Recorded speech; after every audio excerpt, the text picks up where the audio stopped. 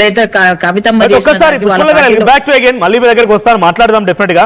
So ఒకసారి మళ్ళీ district wise గా రిజల్ట్ చెప్పే ప్రయత్నం చేస్తా. డిస్ట్రిక్ట్ వైజ్ గా ఆదిలాబాద్ లో ఇప్పటివరకు కన్ఫర్మ్ అయిన మున్సిపాలిటీలు 2, Asifabad and Kyathanpalli.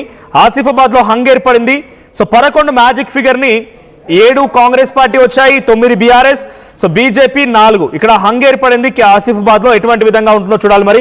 So క్యాతనపల్లిలో CPI 4 స్థానాల్లో గెలుపొందింది. సిపిఐ అండ్ బీఆర్ఎస్ ఇక్కడ పొత్తులో ఉన్నాయంట. సో కొంత అక్కడ బీఆర్ఎస్ పార్టీ కైవసం చేసుకునే అవకాశం ఉంది. సో కరీంనగర్ లో చొప్పదండి, హుజరాబాద్, మంతని, పెద్దపల్లిలో కాంగ్రెస్ పార్టీ గెలుపొందింది. ఇక్కడ అనూహ్యంగా మంతనిలో 1 స్థానం అండ్ పెద్దపల్లిలో 5 స్థానాలు ఆల్ ఇండియా ఫార్వర్డ్ బ్లాక్ గెలుపొందింది. ఆ తర్వాత వరంగల్లో 2 చోట్ల హంగ్ ఏర్పడింది, జనగామ అండ్ కేసముద్రం. జనగామలో 16 మ్యాజిక్ ఫిగర్ ఉంటే కాంగ్రెస్ 12 కైవసం చేసుకుంది, బీఆర్ఎస్ 13, సిపిఐ 1 అండ్ ఇతరులు 4. సో ఇక్కడ కాంగ్రెస్ పార్టీ కొంత ఏర్పాటు చేయడం కోసం ప్రయత్నం చేస్తుంది అనేది ఇన్ఫర్మేషన్ వస్తుంది. సో కేసముద్రంలో మొత్తంగా 9 మ్యాజిక్ ఫిగర్ ఉన్నాయి, 16 స్థానాలు ఉంటే అక్కడ 8 కాంగ్రెస్, 1 స్థానం తగ్గింది, 8 బీఆర్ఎస్. నెక్ టు నెక్ ఇక్కడ ఇది కదా అసలు ఫైట్. కేసముద్రంలో మంచి బిగ్ ఫైట్ ఉండే అవకాశం ఉంది. 8 2 స్థానాలు. దోర్నకల్లో కాంగ్రెస్ గెలిచింది, మరిపేడలో కాంగ్రెస్ గెలిచింది. ఆ తర్వాత బీచ్కుండ, నిజామాబాద్ లోని బీచ్కుండలో కాంగ్రెస్ కైవసం చేసుకుంది, ఎల్లారెడ్డిలో కాంగ్రెస్, బాన్సువాడ్ లో కాంగ్రెస్, భీమ్గల్ లో కాంగ్రెస్. ఇక మెదక్ లో ఇస్నాపూర్ లో రైట్. సో ఒకసారి మరిన్ని డీటెయిల్స్ చెప్పే ముందు ఒకసారి బీఆర్ఎస్ బాగుందా ఎటువంటి సిచ్యువేషన్ చూద్దాం. మా ప్రతినిధి మధు ఉన్నారు. ఎస్ మధు, సిచ్యువేషన్ ఏంటి? బీఆర్ఎస్ పార్టీ ఈ రకమైనటువంటి పరాజయాన్ని చవి చూడడంతో బీఆర్ఎస్ పార్టీ నాయకులు ఏం చెప్తున్నారు?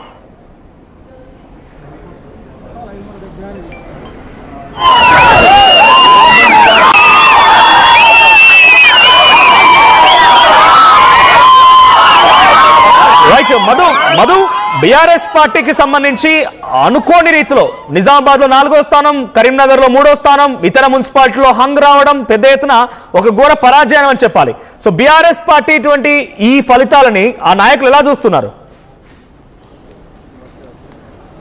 ఎగ్జాక్ట్లీ క్రిషాంక్ ఉన్నారు, మాట్లాడదాం. బీఆర్ఎస్ పార్టీ నాయకులు రిజల్ట్కి సంబంధించి కాస్త హైప్ క్రియేట్ అయింది మొన్న ఎలక్షన్లో.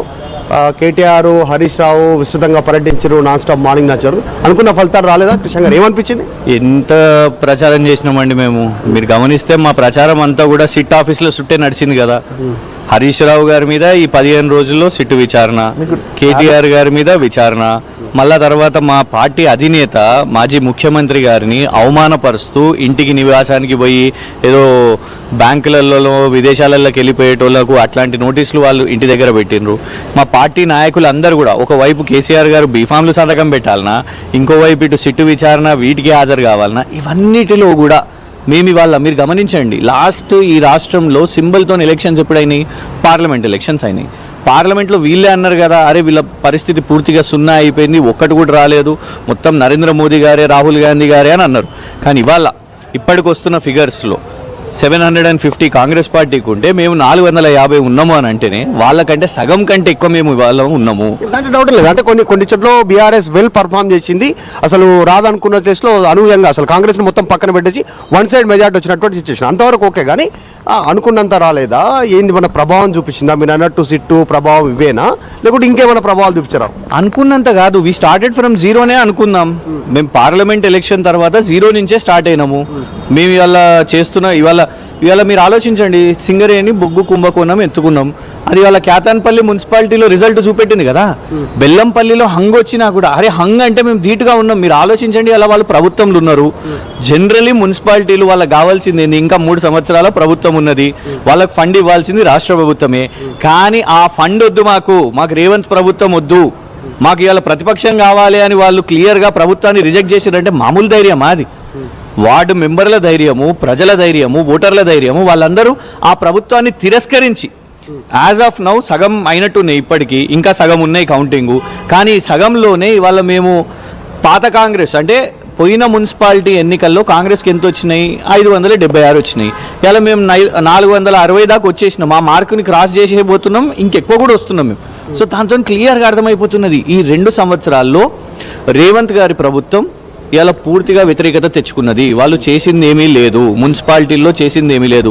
ఈ ట్రెండ్ రేపు జిహెచ్ఎంసీ ఎలక్షన్స్లో కూడా డెఫినెట్గా కనబడుతుంది. అంటే మొన్న మళ్ళీ మేమే గెలుస్తున్నామని చెప్తా ఉన్నారు. పీసీసీ చీఫ్ కొద్ది క్రితం మాట్లాడుతూ ఒక స్టేట్మెంట్ చేశారు, మా దగ్గర నుంచి 10 మంది 12 మంది పోటీ ఉండే వాళ్ళే రెబల్ అయ్యారు, అందుకే కొన్ని చోట్ల రిఫ్లెక్ట్ అటు ఇటు అయిందని చెప్తున్నారు. ఇంకోటి సీఎం నిన్న మాట్లాడుతూ ప్రెస్ కాన్ఫరెన్స్లో ట్రయాంగిల్ ఫైట్ ఉందన్నాడు. ట్రయాంగిల్ ఫైట్ కనిపించిందా మీకు? ఎట్లా స్టేట్లో అనిపించిందా ట్రయాంగిల్?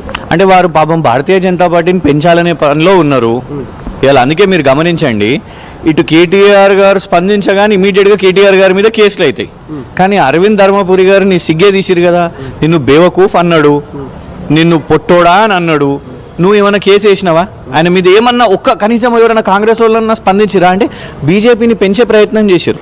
ఇటు బీజేపీతో పొత్తు, ఇటు ఎంఐఎంతో పొత్తు, ఆఖరిని జనసేనని కూడా వచ్చిపోమని చెప్పారు. అంటే లేదా అంటే మీరు ఏమంటారు? మీ స్టేట్లో బీజేపీ లేదంటారా? బీజేపీని పెంచే ప్రయత్నం ఆయన చేస్తున్నట్టు బీజేపీ లేదా? వాస్తవానికి వాళ్ళ ఆ అజెండా మీరు గమనించండి. అసలు మున్సిపాలిటీ ఎలక్షన్స్లో ఏముండాలండి?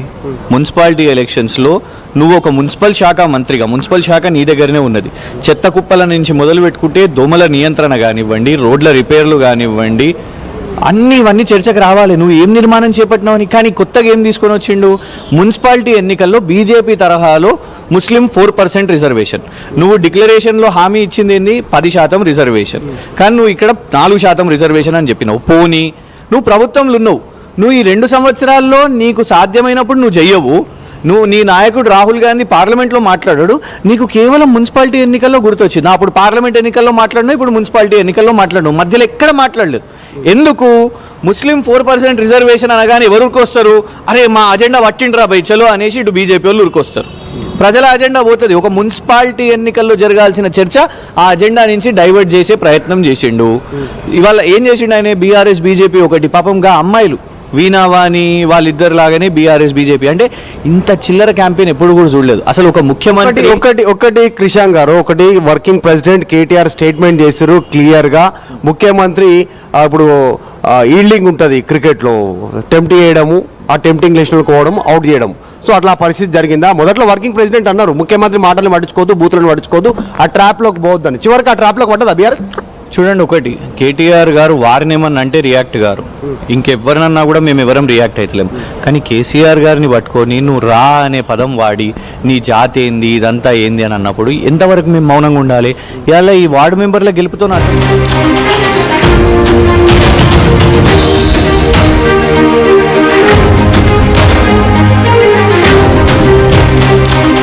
తెలంగాణ మున్సిపల్ ఎన్నికల్లో జనసేన పార్టీ బోని కొట్టింది. సూర్యాపేట జిల్లాలో జనసేన విజయం సాధించింది. నేరేడు చెర్ల మున్సిపాలిటీలో జనసేన అభ్యర్థి విజయం సాధించారు. మొత్తంగా 15 స్థానాల్లో 9 వార్డుల్లో కాంగ్రెస్ గెలుపొందితే 5 వార్డులో బీఆర్ఎస్, 1 వార్డులో జనసేన గెలుపొందింది. సో డెఫినెట్ గా ఇట్స్ విక్టరీ.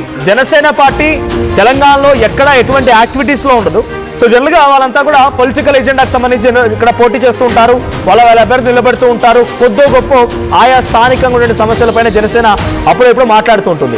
సో ఇక్కడ నేరేడు చెర్ల మున్సిపాలిటీలో జనసేన అభ్యర్థి 1 వార్డులో గెలుపొందడం జనసేన పార్టీకి ఒక బోని కొట్టట్టు అనిపించాలి. సో జనసేన ఇక్కడ గెలుపొందిన విషయం పైన పెద్ద ఎత్తున ఆ పార్టీలో సంబరాలు కూడా మొదలైనట్టు తెలుస్తోంది. 5 వార్డులో బీఆర్ఎస్ పార్టీ, 1 వార్డులో జనసేన, 9 వార్డులో కాంగ్రెస్ గెలుపొందింది. సూర్యాపేట జిల్లాలో నేరేడు చెర్లో జరిగిన ఈ సంఘటన. సో దీనికి సంబంధించి